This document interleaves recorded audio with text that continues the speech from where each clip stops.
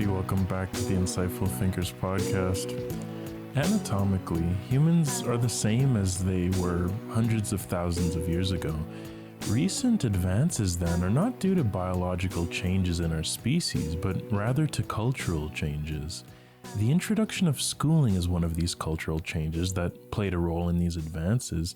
For the first time, with the introduction of schooling, humans were able to learn systematically and facilitate transmission of knowledge to future generations of learners.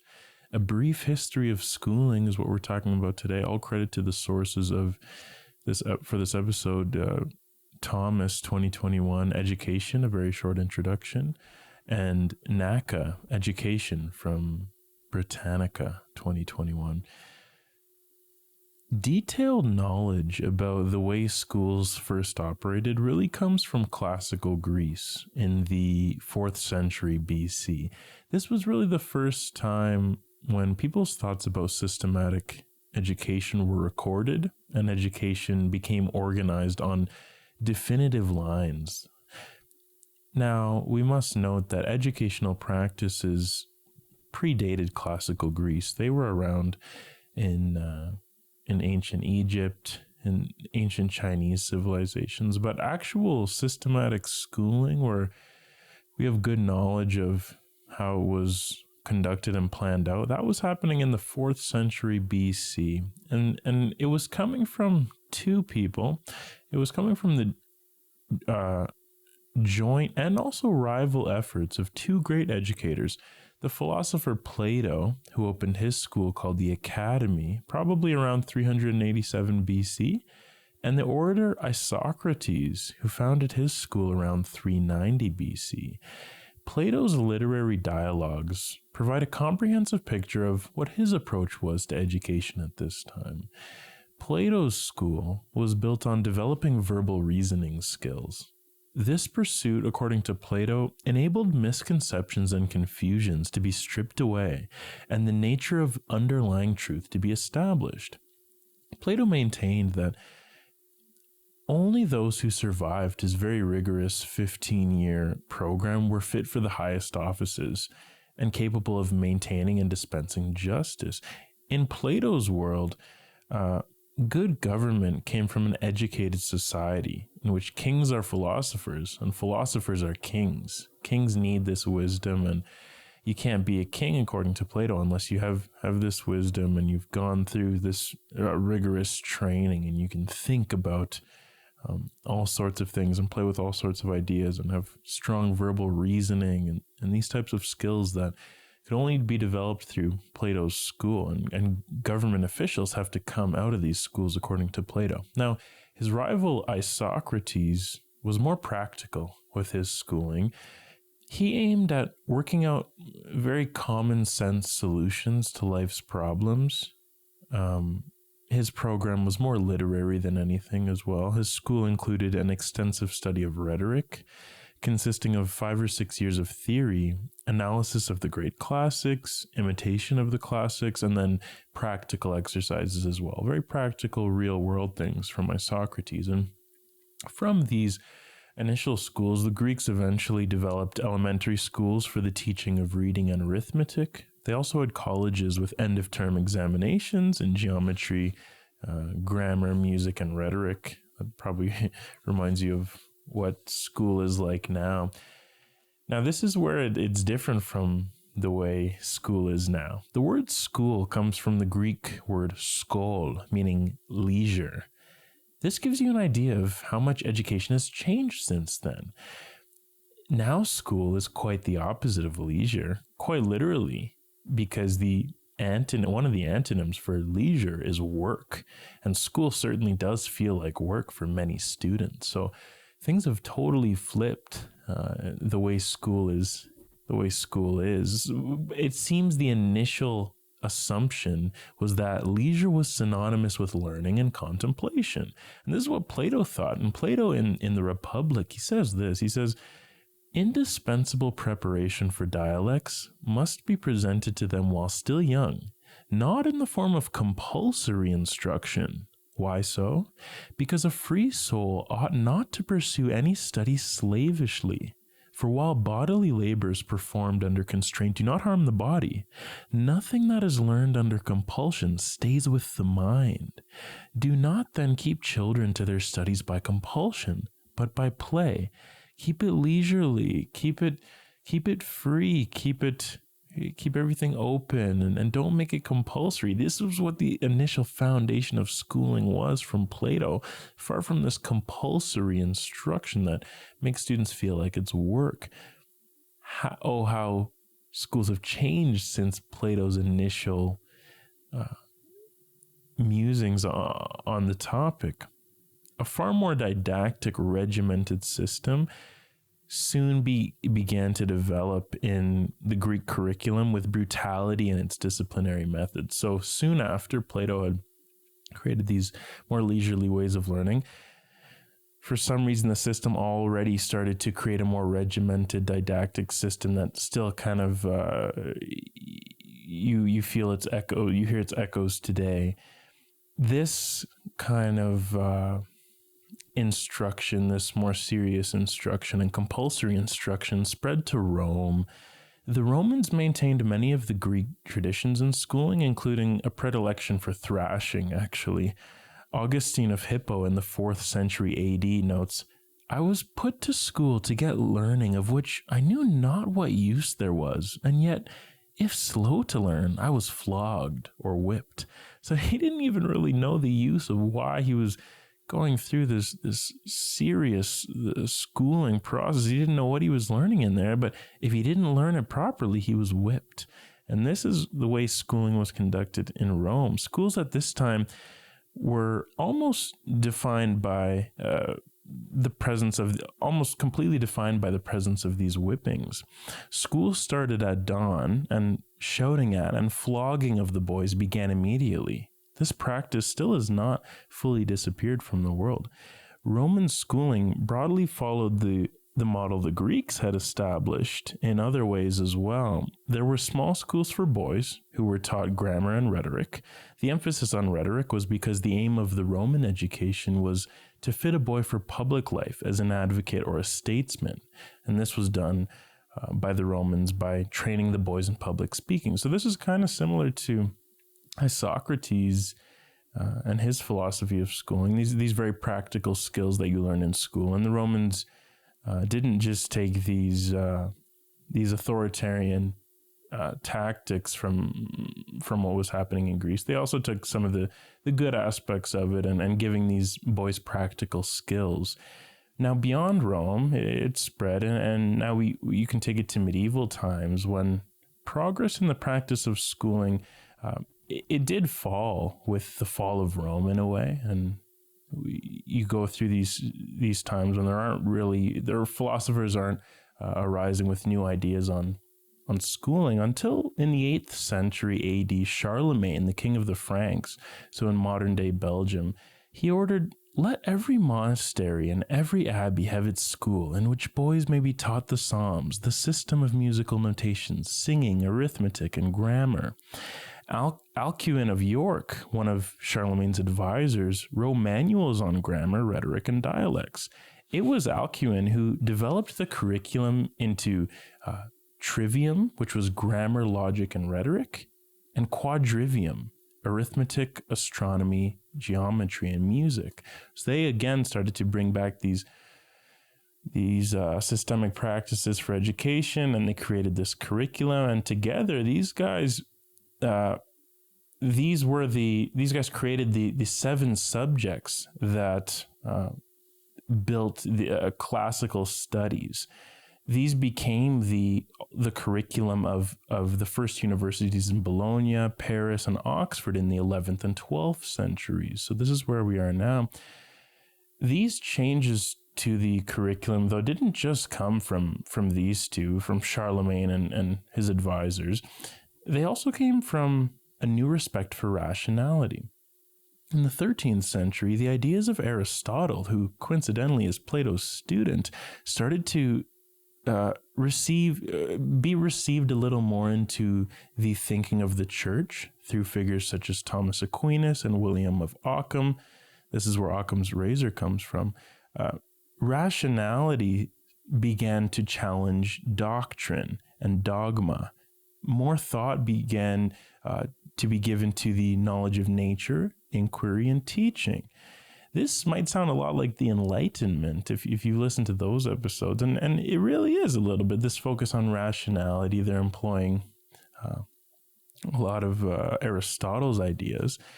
And this is kind of how the ideas and these types of movements, they are, in a sense, repeated throughout history. Look how Plato is only re-entering the story over 1,500 years later. Plato indirectly through his student Aristotle. Now he's coming back into the story in the 13th century out of nowhere. And a few centuries after these ideas of bringing back Aristotle's ideas of rationality, then the Enlightenment emerges. And the Enlightenment laid the groundwork for the rational society we know today. So it's just interesting how these ideas build upon one another, and history kind of repeats itself, and that's just how it goes in a way. They're thinking about this rationality in Aristotle's time, then they bring it back in the 13th century, and then they bring it back again in the Enlightenment. And now we have it here again in the 21st century. So history, it builds on itself, but it also kind of repeats itself in a sense. Also in the 13th century, blueprints for forms of teaching started to appear in the cathedral and monastery schools and in the universities. So there was lectio, the reading of a text by a teacher without questions, like a lecture, and disputatio, the posing of a subject for dispute and debate. So very things we're probably familiar with today. This was happening in the 13th century. Later in the Middle Ages, other kinds of schools also began to emerge. They were mainly associated with apprenticeship and the learning of particular trades.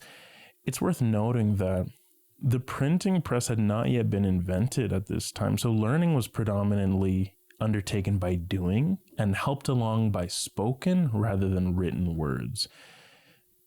In the 16th century, now we're into the Renaissance, schools had more or less crystallized into actually their current form, believe it or not, albeit with a longer school day of often over 10 hours. Classrooms also began to be divided by age, as they are now. How did education all of a sudden become so similar to how it is now? Well, this is the printing press thing. The invention of the printing press was groundbreaking for the development of thought and education. You could really record what was being taught, what needed to be learned, and it could be spread at such a rapid rate, and knowledge could be facilitated and in this way. It kind of spawned something of an information age, nothing like what we're seeing today with digital information, but it really was an information age of the time, and it played a huge role in changing schooling. The proliferation of the printing press led to the burgeoning of interest in art, philosophy, literature, and science that was characteristic of the Renaissance. So this is how an invention can kind of spawn a whole cultural movement, and now everyone's interested in all these ancient things in art, philosophy, and literature, and science, and people are reading, people are studying and learning, and you see how the Enlightenment can come from something like this. But obviously schooling, it's never been perfect, it still isn't, and calls for change have arisen throughout history. In Shakespeare's time of the late 16th century, much learning was quite dull and monotonous as it is now, and it was more likely to kill any curiosity than nurture it. Shakespeare himself questioned and mocked the school curriculum in some of his plays. You can look at his play As You Like It. He says, "Then the whining schoolboy, with his satchel and shining morning face, creeping like a snail unwillingly to school."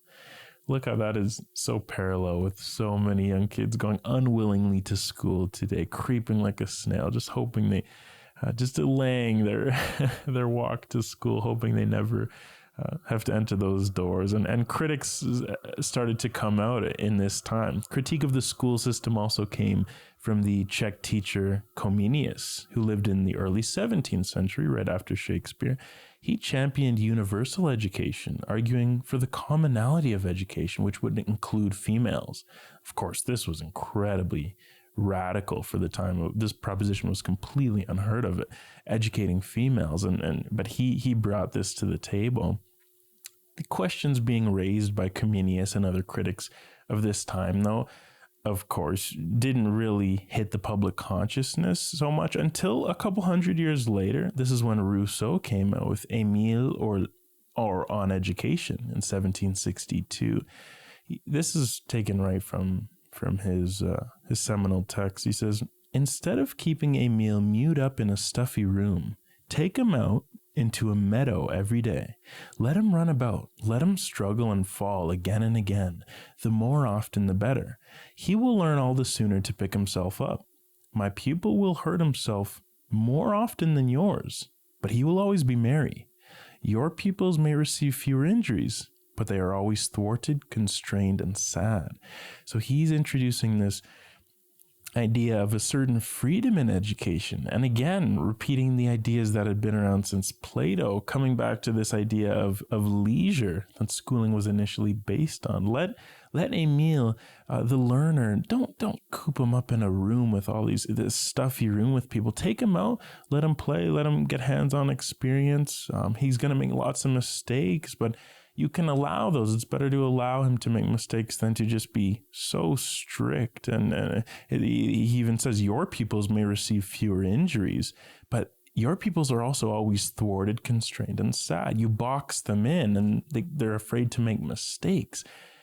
And this is not the right way to educate children. Rousseau was already thinking about this in 1762. We still haven't fully come around with some of these ideas. I mean, in a sense, we are going against what Rousseau was kind of saying I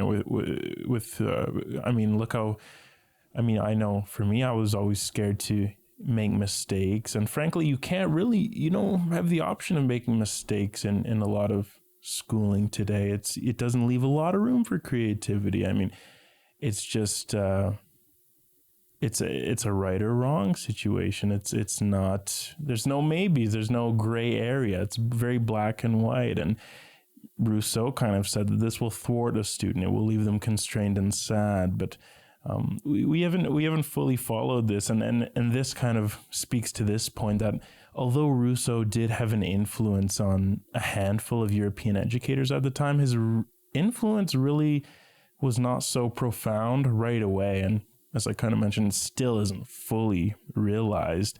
Though his ideas were fascinating to many, they hardly made a practical mark on the developing institution of school. I mean, part of the reason Rousseau didn't really have control over Emile was banned in Paris and burned in Geneva. It was too radical for the time.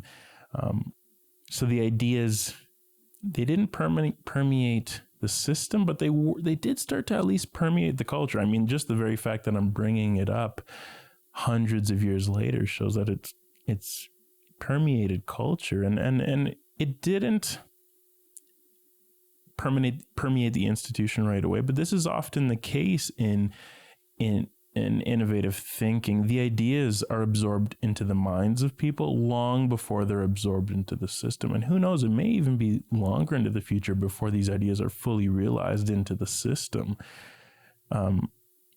So things continued on as they had been before, with monotonous recitations of lists and facts and the chanting of Latin conjugations. And this continued all the way until the end of the 18th century. And this is where universal public schooling really started. All that we've been talking about so far, it wasn't compulsory for students to go into school. But in the Victorian period, the mid to late 1800s, there was universal public schooling. The Forsters Act in 1870 mandated education for all children up to the age of 10 in Britain. Before this legislation, school attendance had not been compulsory, and only about half of the population attended schools. The proportion of kids attending school was even lower in rural areas, where children's labor was vital for family income. Why exactly did mandatory schooling become a thing with the Forster Act in 1870? Well, the 1870 Universal Schooling Law was passed not because the public needed to open their mind or because there was a value placed on learning. Universal schooling actually came from a worry about Britain losing its competitive edge to other European countries and also to the United States. Both the USA and Prussia already by that time were providing free compulsory elementary education, and the Americans were even providing universal secondary schooling. European schools, more broadly outside of Britain, had started replacing classical subjects with engineering and with science. Britain's European competitors were benefiting from these changes to their curriculum and in commerce and industry, and also on the battlefield. The words of the UK Prime Minister at the time, William Gladstone, speaks to this. He's talking about the success of Prussia in the Franco-Prussian War. He says, "The conduct of the campaign has given a marked triumph to the cause of systematic popular education." So this is how the rationale behind compulsory schooling actually arrived. It came from not from a value of learning necessarily. It really came from the expectation that it would actually lead to industrial and even military success. And now here we are with schools based upon an amalgamation of all of these philosophies throughout history. A little bit of Rousseau, a little bit from this Universal Schooling Act, a little bit even still from Plato and Isocrates. And this combination of all of these philosophies on schooling is with us today, for better or for worse. Thank you guys for tuning into the Insightful Thinkers podcast. If you liked it, as always, just share it with someone who you think would like this episode as well. Thank you guys for tuning in. We'll be back next week, as always, in-depth analysis, diverse set of topics. Take care, everybody.